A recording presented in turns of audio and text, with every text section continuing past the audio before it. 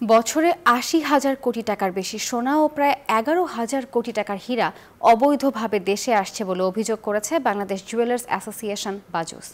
এজন্য বিদেশ থেকে ট্যাক্স ফ্রি স্বর্ণ ১০০ গ্রাম থেকে কমিয়ে ৫০ গ্রাম করার দাবি জানায় সংগঠনটি। পাশাপাশি চোরা কারবারিদের বিরুদ্ধেও কঠোর অভিযান চালানোর দাবি জানায় বাজুস। বিদেশ থেকে ট্যাক্স ফ্রি সোনার অলংকার নিয়ে আসা যায় ১০০ গ্রাম। বাংলাদেশ জুয়েলার্স অ্যাসোসিয়েশন বাজুসের অভিযোগ, এই নিয়মের কারণে অনেক চোরাচালানকারী অবৈধভাবে দেশে স্বর্ণ আনছেন। তাই এক্ষেত্রে সর্বোচ্চ ৫০ গ্রাম স্বর্ণ আনার নিয়ম করার দাবি বাজুসের।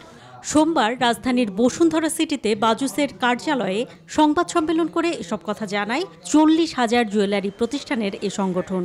তারা অভিযোগ করেন, বিভিন্ন সীমান্ত দিয়ে ভারত থেকে অবৈধভাবে স্বর্ণ ও হীরা আনছেন অনেকেই। তাদের সবাইকে আইনের আওতায় আনার দাবি জানায় বাজুস।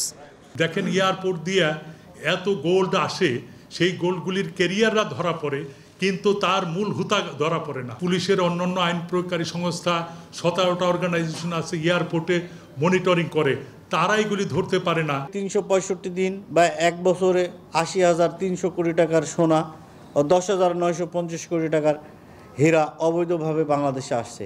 এই ক্ষেত্রে বাজুসের সুপারিশ আইন প্রয়োগকারী সংস্থাগুলোর জোরালো অভিযান পরিচালনা করা, হীরা ও সোনা চোরাচালান প্রতিরোধে বাজুসকে সম্পৃক্ত করে পৃথকভাবে সরকারি মনিটরিং সেল গঠন করা। এছাড়াও ব্যাগেজ রুল সংশোধন করে সোনার বার আনা বন্ধ করারও দাবি জানায় বাজুস।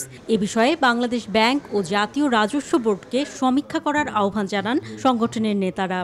রিফাইনারি যদি চালু হয়, সেখানে ওরের ব্যাপারে ট্যাক্স ক্যাটাগরি কমিয়ে দিতে হবে, মেশিনারির উপরে ট্যাক্স ক্যাটাগরি কমাতে হবে।